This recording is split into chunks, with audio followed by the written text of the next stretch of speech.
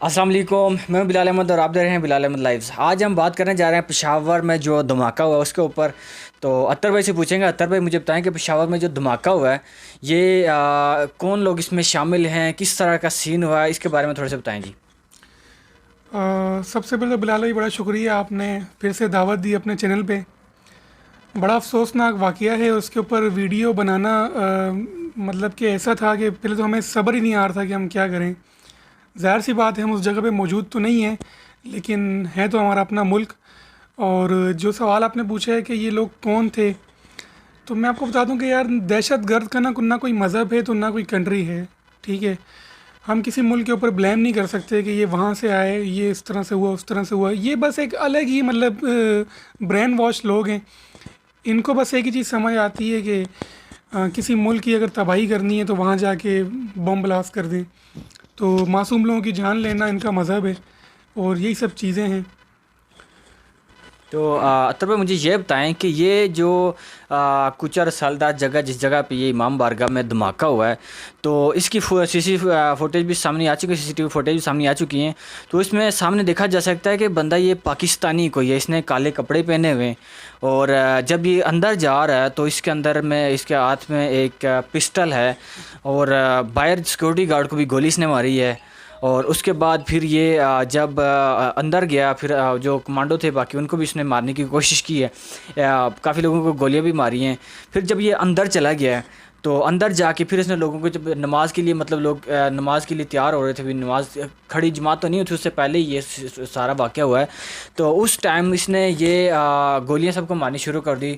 जब लोगों ने अपना बचाने के लिए बाहर जब भागने शुरू किया तो उस टाइम उसने बम ब्लास्ट कर दिया। तकरीबन 47 से 48 सेकेंड के बाद, 50 सेकेंड के करीब शरीफ उसने बम ब्लास्ट कर दिया। तो इसमें अतर भाई कितनी कोई फौतगियाँ हुई हैं, कितने लोग हलाक हो चुके हैं और कितने लोग ज़ख्मी हैं? कुल तादाद तो मैं आपको सही से नहीं बता सकता, लेकिन जो हमने न्यूज़ में देखा है तो हमें यही नज़र आया कि 54 से ज़्यादा लोग शहीद हो चुके हैं और 21 से ज़्यादा लोग ज़ख्मी हो चुके हैं। आपने एक बड़ी अच्छी इनकी पूरी बात बता दी किस तरह से वो आए। तो आपने एक बीच में बात करी है पाकिस्तानी, और बात मुझे बड़ी अजीब लगी है। देखिए, मैंने पहले भी ये बात करी है कि दहशतगर्द का ना कोई मज़हब है ना कि कोई कंट्री है, और मुझे नहीं लगता कि वो पाकिस्तानी है। अब मिसाल के तौर पे एक दाढ़ी रखा हुआ शख्स अगर दुकान पे जाके चोरी कर रहे हैं या कुछ भी कर रहे हैं, तो आप ये नहीं कह सकते कि मौलवी ने चोरी कर ली है। अब आप ये कह सकते हैं कि चोरों ने दाढ़ी रख ली है। तो ज़ाहिर सी बात है कहीं ना कहीं से उसने अपनी शनाख्त तो छुपानी होगी, तो पाकिस्तानी ड्रेस तो पहनेगा। तो पाकिस्तानी ड्रेस अगर बाहर से लेना कोई आम बात नहीं है, हर जगह से मिल जाता है। तो मैं आपसे इतना ही कहूँगा कि ऐसे दहशतगर्दों को अगर आपके पास किसी जगह नज़र आए, कुछ भी हो, तो अपने करीबी ही पुलिस स्टेशन और इन जगहों पे लाजमी इतला दें और इनसे डरे नहीं, इनका मुकाबला करें। क्योंकि जब हम डरे आते हैं ना, तो ये इनकी ताकत और बढ़ जाती है। ये कहते हैं कि यार बस हम ही सब कुछ हैं, हमारे अलावा कोई है नहीं। बस इस तरह से ये लोग फिर आगे इनको मौका मिलता है और ये मज़ीद इस तरह के बॉम्ब ब्लास्ट वगैरह करते रहते हैं। तो मैं ये कहूँगा कि यार हुकूमती सपोर्ट मैं नहीं कर रहा, लेकिन मैं एक बात कहूँगा कि यार ख़ान साहब के दौर का ये पहला वाक़या ही है अभी तक, बल्कि दूसरा वाक़या, सॉरी, ये पहला लाहौर में हुआ था, दूसरा ये हुआ था। तो इससे पहले की जो हुकूमतें, आप उनकी दौर हुकूमत भी आप देखें ना, जरदारी की दौर हुकूमत देखें, नवाज़ शरीफ के देखें, तो उनमें कितने बॉम्ब ब्लास्ट होते रहे। और उससे पहले मुशर्रफ के दौर में आप देखें। इसमें एक चीज़ मैं और ऐड करना चाहूँगा कि यार ये जो अभी पीएसएल की जो टीम आई है, तो आप सॉरी ऑस्ट्रेलिया की जो टीम आई है पाकिस्तान में क्रिकेट खेलने के लिए, क्या ये पाकिस्तान को बदनाम करने के लिए बम ब्लास्ट किया गया है कि यार मतलब बाकी कंट्रीज़ में के सिक्योरिटी नहीं दे सकते? क्योंकि पहले भी ब्लैक कैप्स वापस चली गई थी, मतलब उन्होंने इनकार कर दिया था, वो नहीं आई थी, खेला नहीं था, एंड टाइम पे वो वापस चली गई थी। कोई इस तरह की साजिश तो नहीं चल रही?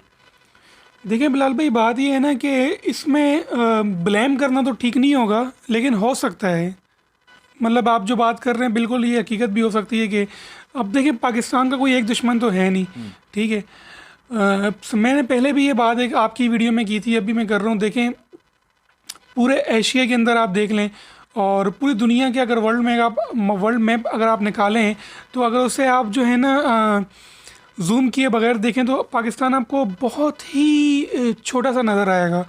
लेकिन आप जब पाकिस्तान के दुश्मन देखेंगे, यूरोपियन कंट्रीज़ और जो हमारे पड़ोसी मुल्क हैं, हिंदुस्तान और बहुत से कंट्रीज़, मगरबी ममालिक। जी, मगरबी ममालिक हो गए, एशियन वाले में भी हमारे बहुत से दुश्मन हैं। तो आप उनमें देखेंगे, लेकिन अल्लाह पाक का बड़ा करम रहा है कि ये पाकिस्तान हमेशा कायम दायम और खड़ा रहा है अपने पाँव के ऊपर, ना झुका है ना कभी झुकेगा। तो कहने का मकसद यही है कि मैं इस बात में कोई वो नहीं कर सकता, जैसे आप बात कर रहे हैं कि ब्लैक कैप्स, ये जो सिक्योरिटी की आप बात कर रहे हैं, लेकिन आपके सवाल में ही आपका जवाब है।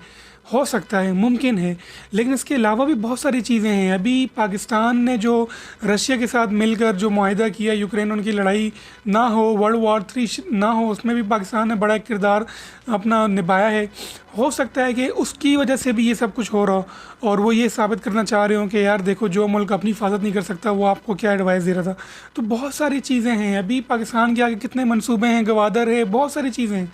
तो कोई भी हो सकता है, लेकिन हम किसी एक कंट्री को ब्लेम नहीं कर सकते। कुछ लोगों के मैं सुनने में ये बात आई है कि जैसे बिलावल भुट्टो ने कराची से रैली निकाली है, साथ नवाज शरीफ PMLN के लोग भी काफ़ी साथ उसको शामिल होने जा रहे हैं।